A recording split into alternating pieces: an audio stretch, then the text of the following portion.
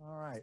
Well, I know Mary Jo and Ellen both emailed me questions, and anybody who wants to email during the week, or we'll be doing this twice a month, I think, probably from now on, or for the foreseeable future, anyways. And if you have questions that you want me to address, feel free to answer. To let me know. That way, it gives me a chance to look up stuff that I'm not familiar with or not sure of, as was the case with Ellen, who was asking, since we talked about the Caribbean Club at one of, I'm not sure when we were talking about the Caribbean Club.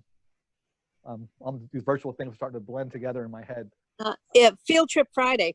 Okay, on Field Trip Friday. And she was asking if Ziggy, there was a character in the film Key Largo named Ziggy, and was he named after someone who worked at the Caribbean Club? And there was Ziggy of Ziggy's Conch, the restaurant, who managed the Caribbean Club for Tom Hanley. The Caribbean Club was built in 1940 by Carl Fisher, who developed Miami Beach, as well as a couple places down here. But by 1940, Carl Fisher was not in great health, and Tom Hanley took over ownership of the Caribbean Club, and he hired Ziggy, I can't think of his last name, as his manager. And I know they say, the Caribbean Club, the Key Largo was filmed there. It wasn't really filmed there, but it was, the screenplay was written there by Richard Brooks.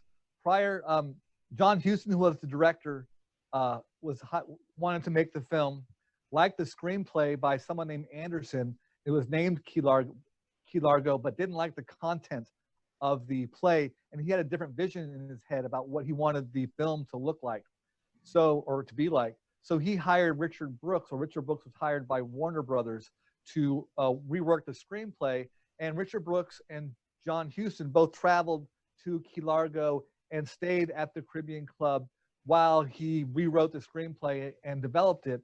And while they were there, and it had been closed at the time, and they asked if they would open up for them to stay there.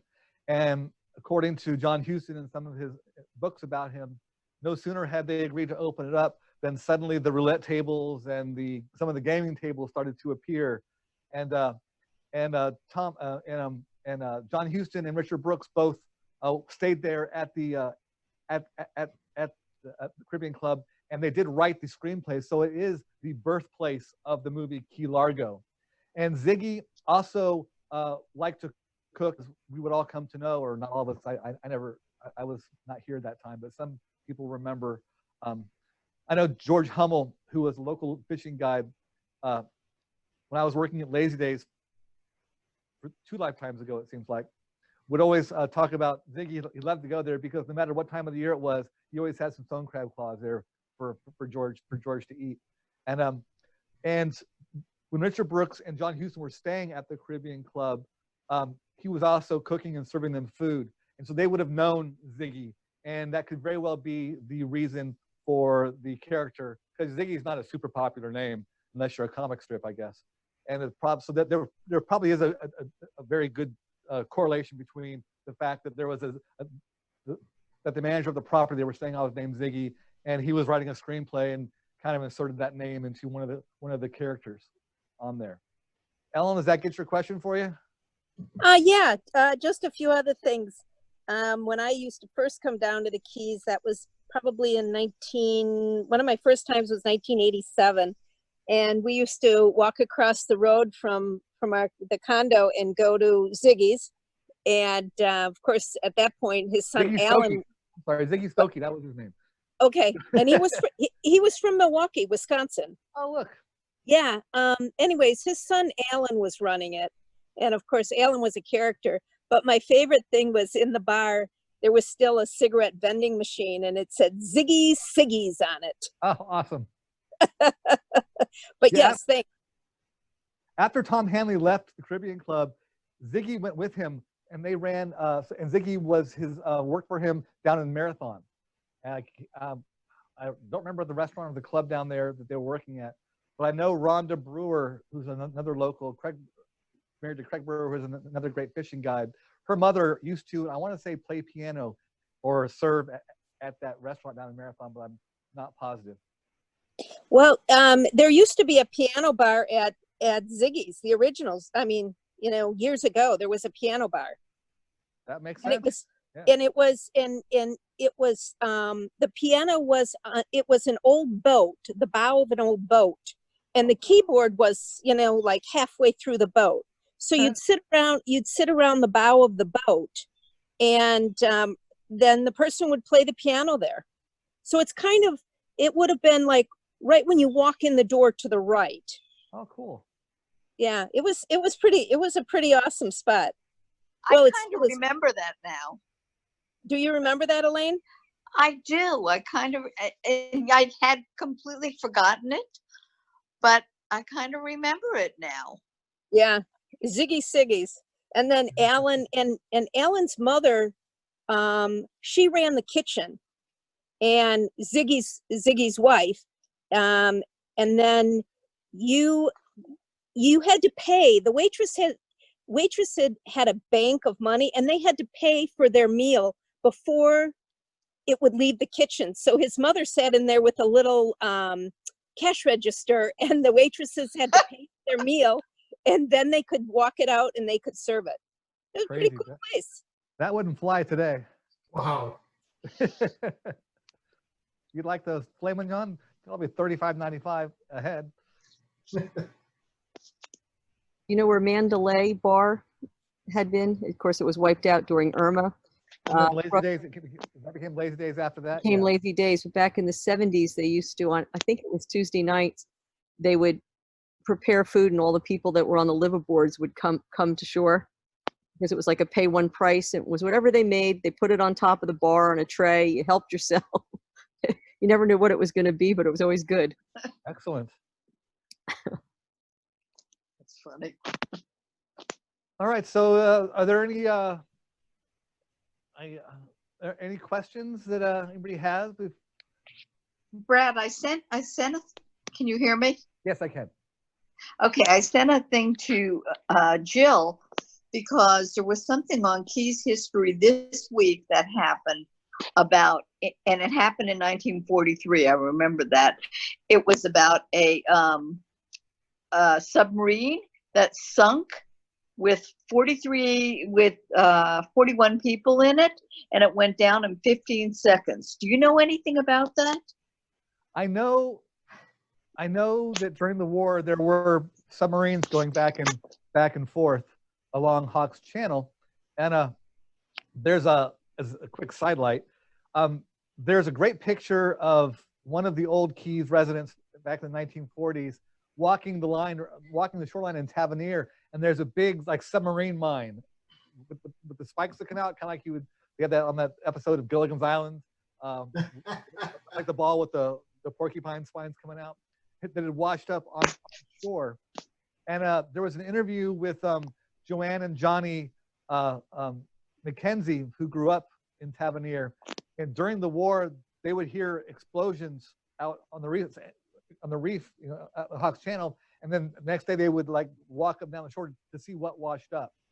Now, with this submarine, I know I was talking to Brenda Altmeyer with the Florida Keys National Marine Sanctuary, and this was a couple years ago, and I remember her telling me about a submarine on the bottom. I don't remember where it was. I think in Key West. Got to be the same. And this was also there was also an occasion where a submarine came ashore up farther along in North Florida, and several Germans like departed the submarine and were infiltrating some part of Florida. That happened this week as well. So lots of submarine history in the state of Florida during this week. But I will reach out to Brenda and find out more about the submarine that she was talking about. I think it was because it probably came from the Keys History Museum in Key West. Right. And it came up on this day in 1943, and it was this week. And I didn't have your email, so I sent it to Jill and said, "You think maybe Brad knows more about this?" I think Jill just walked in with a piece of paper. Look, it might be an email from you. Did you just send it? Like, I sent it at the beginning of the week, the day it came out. Yeah. well, So- I can also reach out to Corey Malcolm down at Mel Fisher, who is sometimes referred to as the Indiana Jones of the Florida Keys. He would be aware of that. He's an archaeologist and works on a lot of projects. Or also Corey Convertito down at the QS Art and Historical Society. That lots of people to reach out to about that, so I can get more information and come Yeah, back. it was just interesting. First of all, that it went down so fast, and they were never, they weren't able to get out at all. And I think there's probably a lot of history about the submarines down in the Keys that we don't know about. There's another kind of related topic. There were dirigibles or blimps that would go out, and they would I believe I'm not sure where they were located, Homestead or down here in the Keys, and they would go patrol the reef line looking for submarines. And one of the very few events where one of these Navy blimps spotted a submarine, and that there was a machine gun on the blimp, and they exchanged gunfire. And this is one of the very few occasions where the submarine took down the blimp, and the blimp crashed and was in the water. And as there were 4 or 5 members on board, and as they were being rescued, as after it went down, of course, the Navy sent out rescue boats. And as the last member was being pulled up, a shark came and got him. Oh, Yeah, it's a pretty interesting story, and one of the very few instances of a submarine taking down one of the blimps that would patrol the Florida reef line during World War II. So definitely it was definitely a very active area. wow, that's a great story. Yes, Yeah. it is. You could do a whole thing on just that. I mean, just the submarines around. World War II that was the big, it was after World War II is when a lot of the local fishing guys, everyone started coming down to the Keys. So that was kind of like that second wave, Jimmy Albright and like things slipping out of my head right now. But that was when a lot of the fishing guides from the 40s, 50s, and 60s, like the new generation, next generation of fishing guides came in after the war, because they had been, a lot of them had come down here on leave and then came back after they were done with the war. Okay, interesting. That would be a great exhibit to do upstairs we do our rotating exhibits, just kind of like the impact of war on the Florida Keys, or specifically the impact of World War II on the Florida Keys. There was a lot of change, and that was when the Laidlaw sisters, Bonnie, Frankie, and Beulah, came down from North Florida, and they became 3, kind of pretty well-known fishing guides, because all the men had gone off to war, and they stayed back, and they were here, and they began doing fishing charters. And Bonefish Bonnie, as she became known, was taught how to fly fish by Preston Pender, who was considered the dean of fly fishermen in the Florida Keys. Preston Pender was born on Indian Key in 1875, and then Bonnie would marry Bill Smith, the first person in 1939 to catch a bonefish on fly, an 8-pound bonefish off of Isla Mirada. Bonnie would actually take out Frankie or Jimmy Albright fishing, and then come back and introduce him to his sister, Frankie, and those two would marry. Okay, interesting. Donna Quincy, do you have any questions? Are you harboring any authors there that have some questions for us today? Or Mary Jo or Chris? Yeah. Or I had a question. I don't know if you had read it in the email I sent, in regards to a particular one-story building that's located on the water in the Harbridge, which is what, 97.3, ocean side of the Shell World, I was always told by the neighbors, and in fact, somebody had documents in their hand, but I never read them, alluding to the fact that it had been built to be like a lookout area. I don't know if it was Coast Guard or Navy. I thought they said Coast Guard, for World War II. And that basin there is always deep water. So there's always access, having to worry about the tides. And I didn't know if you knew anything about that or had heard anything about that. I don't know anything about that property in particular. But again, there was a very active patrols and lookouts. There was a man named George Marshall in Tavernier who erected his own kind of a lookout tower that was kind of manned by the public. And so there was a lot of activity, that was, people were, wanted to do their part and participate and help the country in ways that they could. And so there were, I'm sure, what a great place in the Keys to have these houses, these lookouts, whether they were being used by private citizens or being taken over by the government and used for military purposes. Because there's a great history, another great exhibit that we could do, a great history of CIA and other government facilities, Lower Matacumbe, the Pink House that's come up the last couple of times.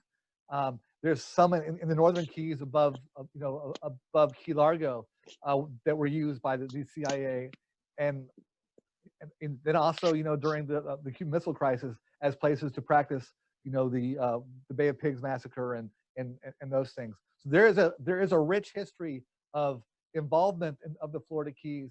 Not to mention we had the Navy base in Key West, so that would have been of interest to anybody who was interested in what's going on in the U.S. So there would have been activity, and you have to consider that the Florida Straits, just as it was in the time of wrecking, that was the conduit between the Mississippi River and New Orleans and all of that industry and all that commercial enterprise going down and coming up to the East Coast to Boston and Philadelphia and New York. So there was a lot to protect there. Definitely a lot to protect there, and a lot of interest to make sure those were safe waters, whether it was from pirates back in the 1700s or 1800s, or from the Germans in World War II. I'll try and see. I mentioned that one of my neighbors who had moved out and up to New York who's in her 90s, but sharp as can be, was going to see if she can get some more information about it. But she said, "Oh yeah, there's common knowledge. Everybody in there that's old knows the history." As I said, "Yeah, but where's those papers? I want to see the documents, because otherwise it's just a myth, Absolutely, and that's fantastic. And in the meantime, I'll reach out to Holly. I can't remember her last name right now. For more information on the property in Lower Matacumbe, which would be of great interest to. I can't remember whose name who asked last week. I can't remember her name. But that'll be easy to find out. Hey, Brad, the paper that I set on there, yes, it has a couple questions. Oh, then I'll get up and look at it. Sorry.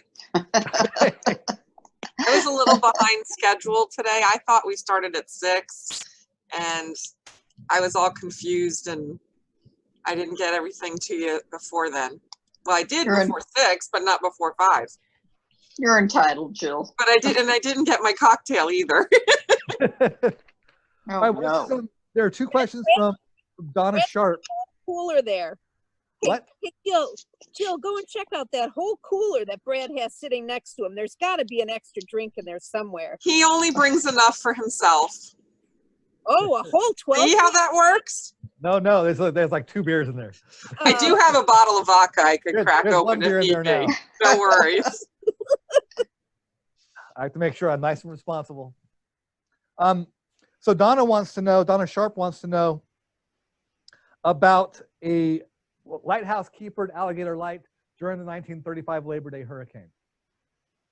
And Alligator Light was first lit in 1873 and was a manned lighthouse from 1873 until the Coast Guard took over in the 1940s, I believe, 1920s or 1939 or 1940s area, when all the lighthouses went under the Coast Guard umbrella, and was manned until, I want to say 1950s, 1960s, when it became automated.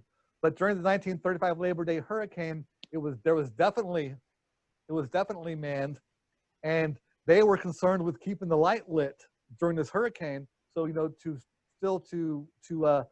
to help any mariners who happened to be navigating or attempting to navigate in that time. But Can't imagine. can't imagine. But the lighthouse keeper had gone up to check on the light when all the panes of glass blew out. And there was a Fresnel lens, a huge Fresnel lens up there in the top. And we do have one of those curved pieces that was donated by Jerry Wilkinson that we have downstairs on exhibit. And that was from the light when it blew out during the 1935 Labor Day hurricane. I believe it was discovered by scuba divers way, way back in the day, and then came into Jerry's possession. And Jerry wanted it to be on display, so we have it downstairs now. But he has, and they pretty much, there was a 20-foot wall of water that came over and crashed over the living quarters at the lighthouse. And the men who were there during the hurricane were up in the conical, the cone that led, the staircase that led up to the lighthouse from the living quarters. But there was definitely a manned, and people, you know, lived to tell the tale about that. And they survived it, right? Absolutely. And there's some and Wow. took notes and recorded what was going on. And so we have, I'm 98% sure that downstairs I included some of the notes taken by the lighthouse keeper. You know, at 8:20 this happened. You know, 8:45 this happened. We have some great history from in a similar case down at Long Key, which was totally at the Long Key fishing camp, which was totally devastated, but everyone survived down there. And there was a gentleman down there who was again taking notes. You know, 10, 15 minutes taking notes until he was knocked unconscious and then whisked away. And I think he came to up in a coconut tree or something. But yeah, totally. I imagine that would be terrifying to be 3.5 miles offshore while this, you know, wind screaming past you and this big wall, looking out, seeing this big wall of water coming at you. That would have been crazy. All right, Donna has a second question about the coffin patches. It's a patch reef off of Duck Key called the Coffins. Could you tell me how the area got its name? And I knew this story once upon a time. I did a book called Snorkeling the Florida Keys, which was kind of my first two books. One was called Snorkeling Florida, and it was while I was writing Snorkeling Florida that I got interested in the history of the Keys, because as I was doing my research, every dive captain and everybody had their different story about how this reef got its name and how that reef got its name, which is how I became interested in what the history was, and how I found Jerry Wilkinson's website. And one day just wrote him an email out of the blue, said, you know, I don't know you, you don't know me, but I worked on this. What do you think? Which is how we got our relationship going. But the follow-up to Snorkeling the Florida Keys was, or Snorkeling Florida was Snorkeling the Florida Keys,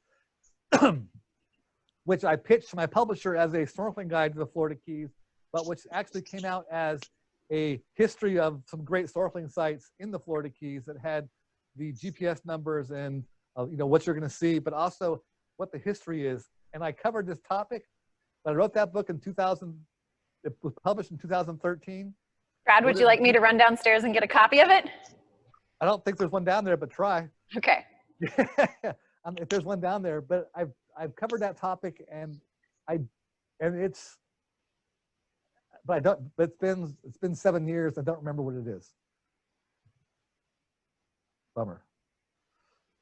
But hopefully there's a copy of that book downstairs, and I can sit here quietly. You guys look at the top of my head as I'm reading it, and otherwise that'll be an answer for another occasion. One of the other questions that was emailed to me, and I don't see her on today, but was asking about the Aboriginal sites, the prehistoric Indian sites here in the Florida Keys. We had a great presentation by archaeologist named Ryan Hark on Wednesday night, last Wednesday, talking about an active dig he's doing down on Stock Island. And he gave a really great presentation on kind of the history, kind of a general broad history of what was going on with the Aboriginal people. And it was so good, in fact, that we've asked him to come back and give a part 2, because there was a lot of information, a lot of questions that arose from his conversation. Oh, sweet, there it is. No, is it? No, it's not. Yeah, well, the other one, this is my first book, Sorting in Florida, which is a general overview, but Sorting the Florida Keys, I went off like 3 pages about it. But I have a copy at home. Now I don't know where it is. Thank you, 48, 40, no. Oh, page 49. Yeah. No, that's rumor. That's the rumor. It was rumored to be a boat that came with coffins on it. But I'm pretty sure I debunked that in Sorting the Florida Keys, which I don't have a copy of. But what was I talking about before? Oh, Ryan Hark. So he's going to come back, and I think it's on the 8th, July 8th. He's going to do his part 2 presentation. Correct. Correct. Yeah, he's going to and he's going to talk more about his work specifically down on Stock Island. But you know, there are more than 175 prehistoric sites in the Florida Key or Monroe County. Only a few that have really survived to this day. Many of them have been paved over for for housing. The Stock Island Jail, for instance, covers a massive prehistoric site. There was a big site on what is now the parking lot of Robbie's Marina. There is a site that has been there are pieces of a site that date back, 1,500 years or something in Key Largo on what's now called the Calusa Campgrounds. It used to extend over the entire campground area. There was 3 major sites, major mounds there, including a kind of a kidney-shaped mound that is thought to be of ceremonial purposes. And that site, there are still some aspects of that site that are available or still visible. But the problem was, before, even these sites that were not covered over to build, houses or shopping places or parking lots, the early pioneers would go to these Indian mounds, which were really compost sites. They would put their over the course of 1,000 or 2,000 years, or even 800 years, they would put their refuse and make these piles. And over the course of hundreds of years, these piles would begin to turn into very fertile soil, topsoil. So when the pioneers first started to settle in the 1800s, because there's so little topsoil on the Florida Keys themselves, they would go to these Indian mounds and take scoops of the mound away and use it to create fertile grounds to create their own gardens. In the meantime, in the 40s and 50s and the 60s, people would go to these sites and look for artifacts and pull shell fragments and tool fragments. And I've talked to over the course of my history here at the museum, a lot of old-time locals who would say, "Yeah, I remember as a kid, going to that site and digging through it and finding things." So most of them have been very greatly compromised. There is a very large prehistoric site on Upper Matacumbe Key that is still relatively undisturbed. It's on private property now, and you're not allowed to go out there to get it. It has been since named the Klepper site after Jim Klepper, who was a good friend of the museum and of mine before he passed. We have a lot of his work here at the Jerry Wilkinson Research Library. He's one of we have, Jerry's, a lot of Jerry's material, a lot of Jim's materials. Jim was the head librarian at Alamo Library for quite some time. Also worked with the state, as kind of a local representative to archaeological digs. Worked with Bob Carr a lot, who's and Tracy Ardren, both notable archaeologists. And it was fitting that after he passed that site became known as the Klepper site. But this site is, I've never seen it. I know it's about the size of a football field. It's still actively worked on by archaeologists from the University of Miami and other groups. It's not a tall site, but if you go on, it's kind of back in the area of kind of behind Papa Joe's, and if you look at aerials of that area, you can see kind of an open square area. But I'm pretty sure that's where it is. But one of the big questions about that site in particular is that archaeologists are trying to figure out if that site is so big because there was a large community there, a large community of Indians who used it for a short period of time, or for decades, or was it a small community that used that site over the course of several hundred years? That would have been it's a big site. There are lots of sites in that area. Lignum Key has a pretty remarkable Indian mound on it.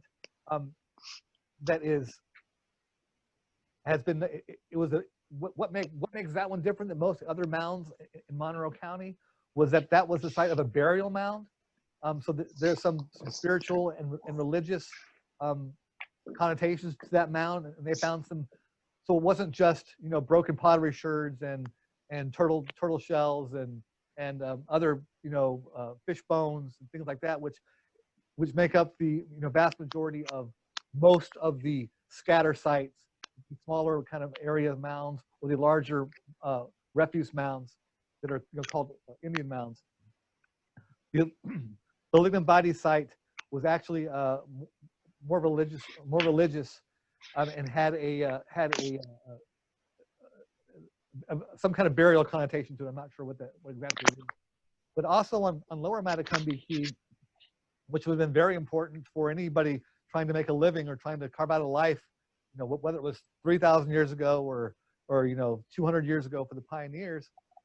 But there were 5 freshwater wells on Lower Matacumbe Key that were a source of reliable and very good fresh water.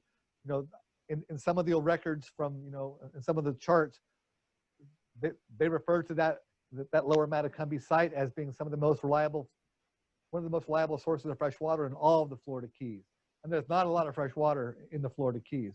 So you can imagine, and which is why Indian Key was such an important island, because going back to the 16th century, European sailors were stopping there and going to, because and that kind of navigating their smaller boats to the relatively deep harbor at Indian Key, and then taking the rather short trip to Lower Matacumbe to fill their cask with some fresh water if that need came up. My mouth's being dry.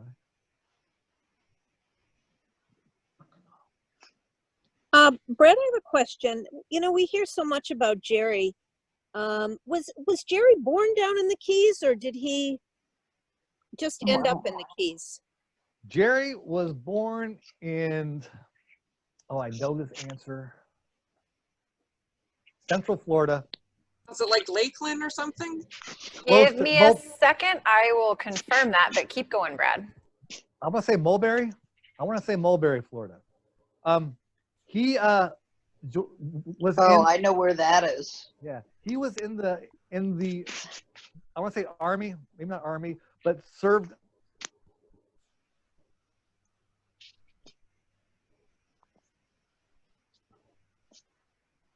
Brad, you froze. Nope. Uh-oh. Nope, Brad froze up on me. Hold on.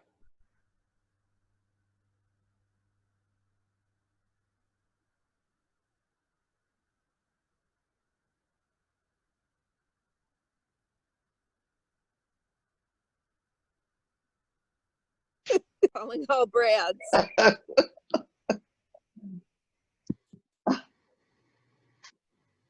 Sorry. Can you hear me now? I think we're back. All right. Yep, I can hear you. Excellent. Can't see you, but we can hear you. Thank God Erin is still here to supervise. There all you go. technical. Yeah, she thinks she's going on vacation next week. Yeah. Surprise. She didn't hear that. So if things fall, go to hell basket next week. Then we'll know why. But Jerry was actually operating a car wash up in South Miami, where he met his wife Mary Lou, and they moved down to the Keys. I want to say the 80s, but I'm not positive. But he's been down here for a significant period of time, but was not born down here. Came down, fell in love with the history, and then he had a big RV, and they would travel around to universities in the South, looking for information and collecting. Jerry's a big collector and would collect information from universities and other museums. Brad, have you ever seen, I know the USGS Geological Survey has some really old photos of topical, as well as ones that have been taken by pigeons, et cetera. Have you seen any really old photos, aerial photos of the Keys? I have, yes. They go back to 1935, but and these are aerials from high up. So it's really, and they're not named. They don't say this is Key Largo. You have to look at them, and they're just they're taken in small shots. So it's just a small portion of an island, especially on Key Largo, which is so large. There might be 8 or 10 of Key Largo, and half of the battle is looking for landmarks and trying to figure out, okay, where is this? Because in those days, most of the landmarks aren't there yet. So you're looking for cutouts for land masses or cutouts for coves and kind of to match them up. But I have ones from the 30s, 40s, 50s, and the older they get, the easier it is to kind of figure out. But they're from so high up, they're pretty good resolution, but they're so high up, it's tough to get real specific information on the ground. But you can definitely start to see how this canal starts to show up and these canals start to show up. But yeah, they're pretty interesting. Yeah, no, I've looked at other areas. I've not investigated the Keys ones, but they're pretty cool that you can get your hands on them. I'm not sure I've seen one taken by a pigeon, but I think I would like to. I think I've seen ones done. I've seen ones done with pigeons. Of course, they're up north here, but didn't know what about down there.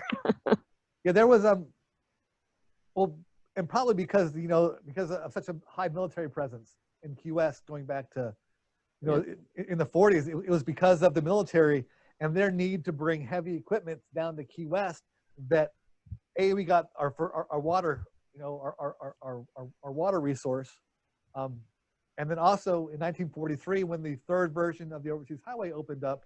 This is when the 18-mile stretch becomes incorporated into it. And this is when a lot of the bridges become rebuilt in concrete so they can withstand some of the heavy military trucks coming down. So some of those old wooden bridges that were fine for, a Studebaker or something might not be able to handle a military truck. That's when, so 1943, 1944, that's when, the bridge structures really start to improve. So there's been a military presence, down in the Florida Keys since, 1820. And it's really helped, really went a long way to shape, the history of the island chain. So it makes sense that, there would be lookouts during World War II, and I'm sure World War I as well. Well, maybe not World War I because that was more overseas, but that there would be lookouts and government funded and government, resources up and down the Keys, kind of to relay information down to Key West, or the area of Key West, because I guess the bases there probably weren't on Boca Chica and stuff, not quite Key West, but lower Keys. Hey, Brad, I have Jerry's bio pulled up now. All right. And it is. How close was I? You were very close. There were some fascinating tidbits to add to it. So he was born and raised on a farm in Winston, Florida, which is west of Lakeland.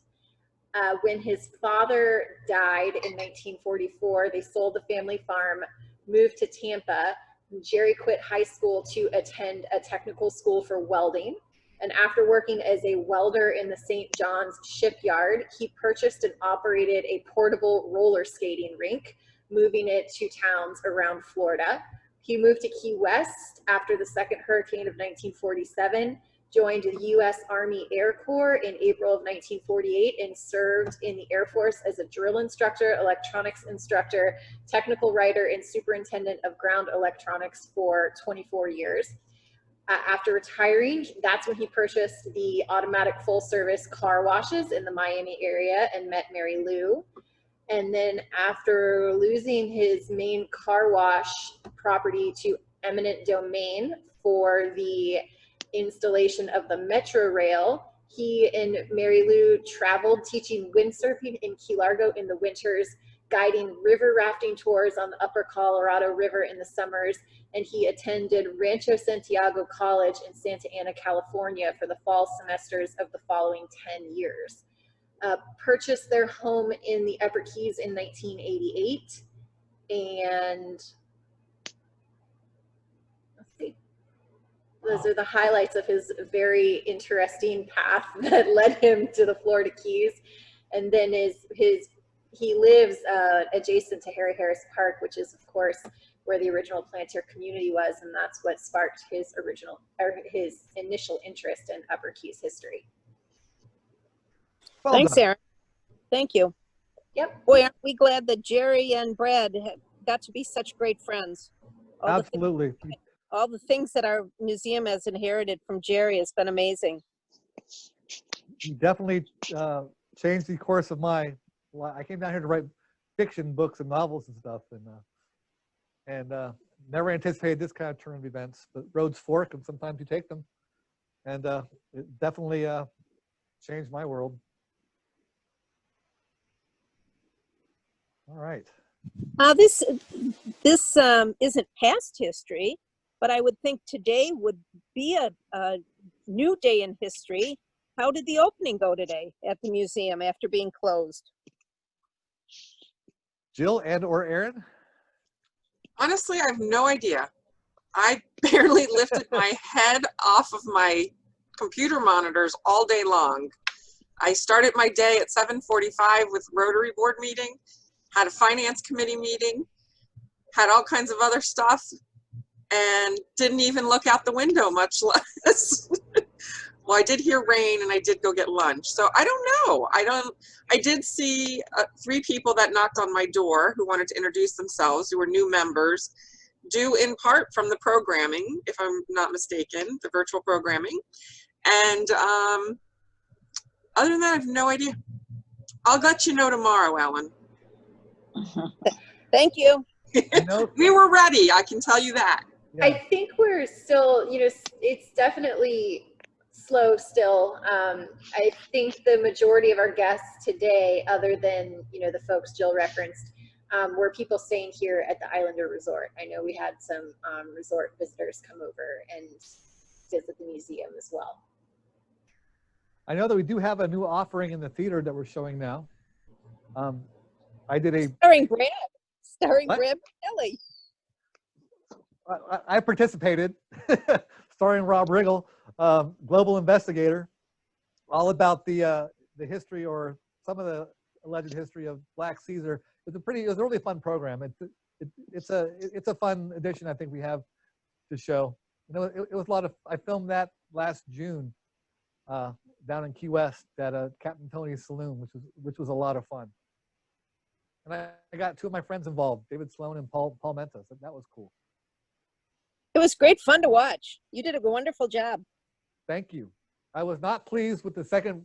I watched it a second time, for whatever reason, on Discovery, and they kind of clipped some of it, and a couple of my good lines they took out, so I didn't look quite as funny as I did in the initial version. Well, which version are we showing in the theater? I'm sure it's the whole commercial-free tape. Oh, the uncut version. Yes. It definitely is. Good. Well, that's good. So I do elicit a couple laughs, at least from my wife, who told me I did a good job. And I was worried about making a fool of myself. All right. And that's I know Black Caesar that's a personal, well, it became a personal fun topic for me. It's a great legend in the Florida Keys, and it's a really great story. And I'll be presenting at some point, I don't know when, a webinar or a lecture on Black Caesar, kind of getting to the nitty-gritty of the legend. And I know, much to the chagrin of many pirate fanatics who want to believe in the story, doing a lot of debunking about the legend of Black Caesar. But it really is an amazing and fun story that goes on and on and on and covers several continents, which is really kind of cool. There actually was, there are like 4 Black Caesars, which is one thing that the people don't realize. 3 of them who were kind of piratical in nature, and one who was just a big hulking guy up on the Elliott Key who hauled pineapples. But it's interesting that the one Black Caesar that no one really talks about, at least in this hemisphere, was a land pirate who was an actual guy in Australia who would rob these outposts, in a very piratical. I know piracy or acts of aggression or things that are done at sea, but they refer to him as a land pirate, and there are actual there's actual photographs of him. And he ties. And what's really interesting about the Australian version of the Black Caesar story is that it does tie back to Sanibel Island in Southwest Florida, which ties back to Elliott Key. And it's really cool to watch kind of the story arc of the Black Caesar's legend. And it's easy to see how it could be confounded and confused. And the more you read about the Black Caesar story, and the more I become super familiar with it, but all these stories kind of just mix in together, so it really becomes one. Even though like the 2 primary Black Caesars incorporate about 150 years of time, the story really becomes one story. And if you read some of the accounts, you can pick out, okay, well, that's from the first one, this is from the second one, but it's all kind of incorporated into one kind of big, larger than life legend, which will be a really interesting topic I'm looking forward to presenting one day. It'll also come up into an exhibit at some point as well, because it's just too good of a story not to tell, and to keep telling and keep sharing. I just ordered a book that was written by somebody talking about the true legend of Black Caesar and Jose Gaspar, and because those 2 pirates have been linked. After Black Caesar left the Keys, he one version has him going to Southwest Florida and joining the ranks with Jose Gaspar. The primary, one of the big problems with that story, of course, or not of course, is that Jose Gaspar wasn't a real pirate, either. So it's really, but it's a fascinating story, and it's, I know that Tampa Bay has their Gasparilla festival every year, but these pirate stories are just really phenomenal. I know that when Commodore David Porter came down to eliminate the pirate scourge from the West Indies, there's a really interesting map that has all of the pirate events, pirate attacks on American seamen from like 1823 to like 1827 or 26, like that, all during the time when Porter came down to the Keys to eradicate the pirate threat from the West Indies. And West Indies is Florida, it's Cuba, it's Puerto Rico, it's it's Central America, and there are like 90 different separate accounts of pirate attacks on American seamen through this span of like over 4 or 5 years. and only one reference to an attack in this area, and not even on the Florida Keys, but you know, off the Florida Keys. So the pirates, you know, were not really in the Keys. And what's really interesting is one of the versions of Black Caesar talks about you know, a Ned oh Lord,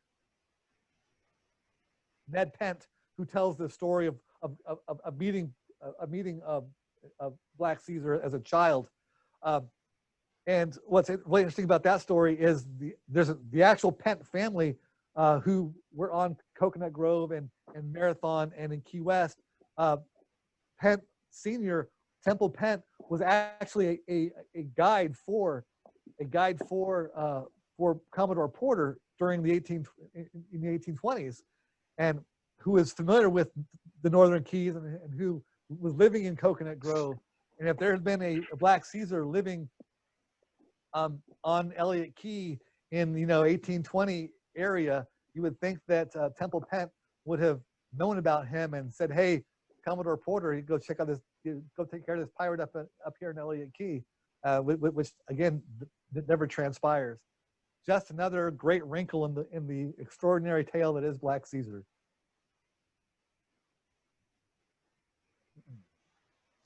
Brad, does anyone ever ask you about, although it's not old history, anyone ever ask you about the Secession? It does come up from time to time. 1982, the Secession, when the Conch Republic declared itself, you know, separate from the mainland, we had because the American government began treating the Florida Keys as its own country.